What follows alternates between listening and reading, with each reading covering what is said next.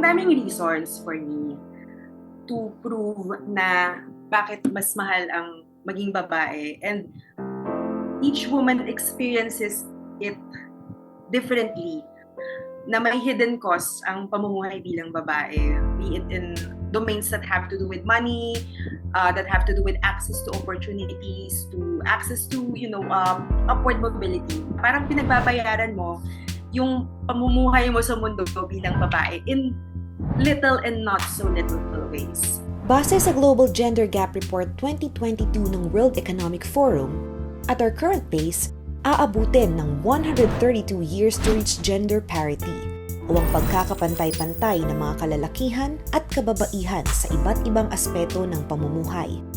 Mahigit 2.5 bilyon na babae ang naninirahan sa bansa na may discriminatory laws.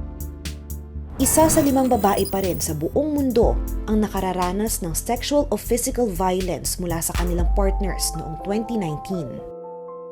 The economic opportunity gap remains at 40%. Ito ang hindi pagkakapantay-pantay ng oportunidad sa ekonomiya at lipunan upang magtagumpay ang isang mamamayan. Sa buong mundo, 62% lamang ng mga babae ang parte ng labor force, kumpara sa 93% ng mga lalaki. 58% ang nasa informal economy, kung saan mababa ang sweldo at walang social protection. Unpaid care and domestic work also remains highly feminized. Pagdating naman sa edukasyon, nasa halos kalahating bilyon na mga babae ang hindi nakapag-aral. By 2030, it is estimated that nearly 2 billion or half of the women and girls in the world will still face discrimination in opportunities for public leadership. Mula sa opportunity cost hanggang sa price of motherhood sa kanilang career at maging sa pang-araw-araw na pamumuhay, talagang mas mahirap at mas mahal ang pagiging babae, ayon sa mga pag-aaral. So what are the costs of being a woman? And why does it cost more by simply being female? Here's what you need to know. Naisip niyo na ba kung gaano kagastos maging babae? Makeup at accessories pa lang ang mahal na. Arguably, pwede namang wala, pero hindi pa rin maitatanggi na parte ito ng mga maituturing na requirements sa pagiging babae. Depending on your awareness of skewed social structures on the basis of gender, you might not be aware that these are conditioned choices because you feel some kind of pressure to be able to present yourself in a certain way that's acceptable. That's an acceptable version of being a woman in whatever context you may find yourself. So, parang napakamaligoy na explanation, pero ang punto lang ay mahirap maging babae kasi ang daming hinihingi sa atin bilang babae. At hindi lang yan. Pagdating sa presyo ng women's shampoo, deodorant at iba pang personal hygiene products, mas mahal din. Isama mo pa ang presyo ng ilang services kagaya ng haircut, mga damit. Hindi rin nakakalusot ang laruang pambata. What makes this egregious is that it finds its way in mga subtle things, the implicit things, yung parang wala sa consciousness natin na you wouldn't really be aware of unless you become critical of it. Like for example, the gender pricing difference on personal products like hygiene products and also clothes and also other items. Ayon sa 2015 na pag-aaral ng Department of Consumer Affairs sa New York City, na tiningnan ang life cycle ng isang consumer mula pagkabata hanggang pagtanda, mas mataas ang presyo ng women's product ng 7% kumpara sa parehong produkto na panglalaki. On average, mas mataas ng nasa $1,300 o nasa 70,000 pesos ang magagastos ng isang American woman kumpara sa kanyang lalaking counterpart para sa mga kaparehong produkto. Sa UK naman, women were found to pay an extra 37%. Kahit wala pang malinaw na pag-aaral sa Pilipinas, many other studies around the world claim that the extra cost to women ranges between 7 to 42%.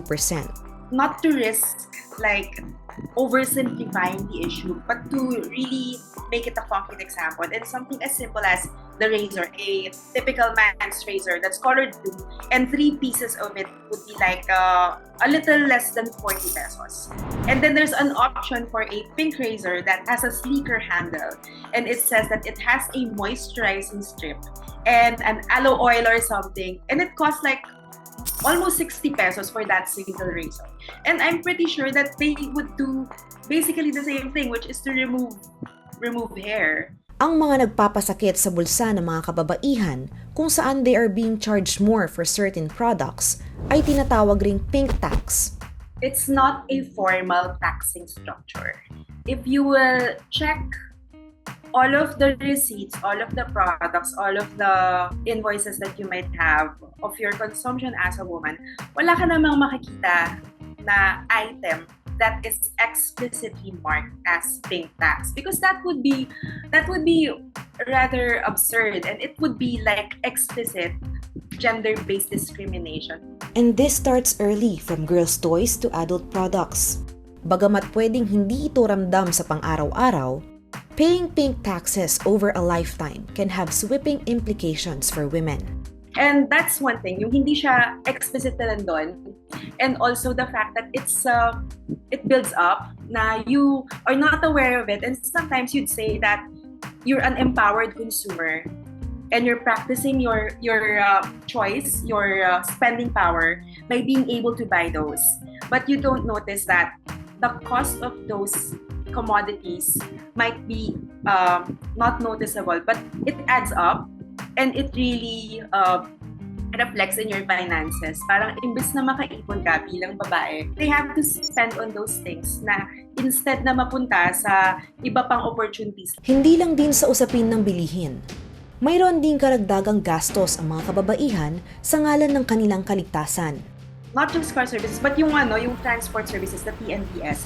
And the fact that maybe we are not charged extra, but we are willing to charge extra in the name of safety. Again, that's because of social structures which are not yet fair. The fact that as women, we are still prone to assaults to our safety, and we have legal recourses that are not doing a good job at protecting us from this.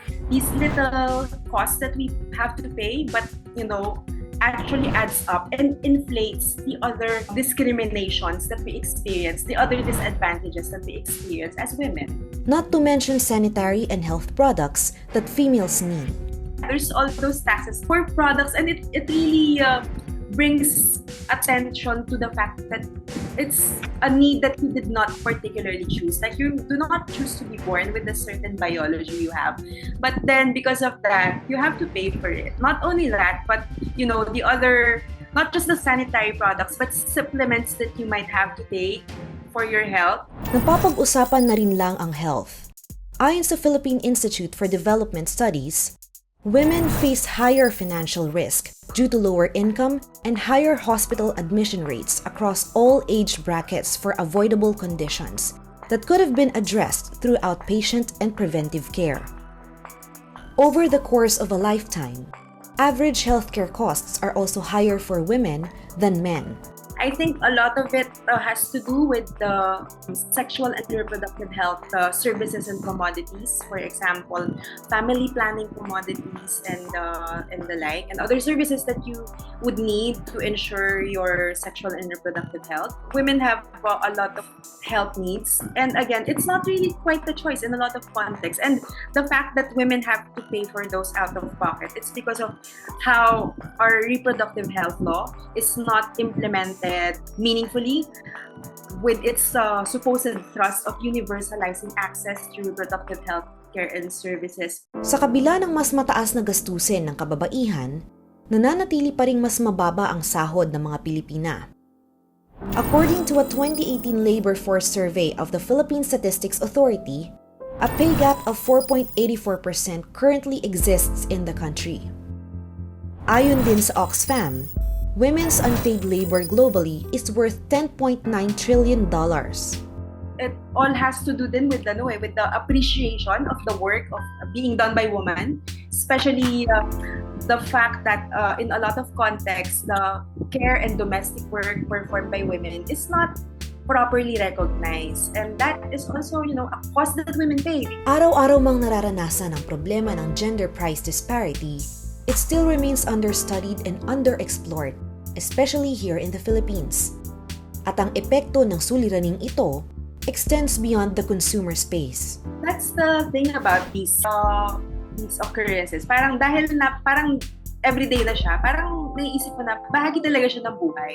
That diminished financial security is definitely going to affect your physical health and in a lot of contexts also your mental health, because that's something that financial insecurity does. It might give a woman with less options if she is unable to build herself financially. It puts women at a disadvantage and impedes their meaningful participation in political life, in social life. Hindi matatawaran ang ambag ng mga kababaihan sa ating lipunan at importanteng alam nila ang kanilang halaga at kung papaano nila masusulit ang pera sa kanilang bulsa.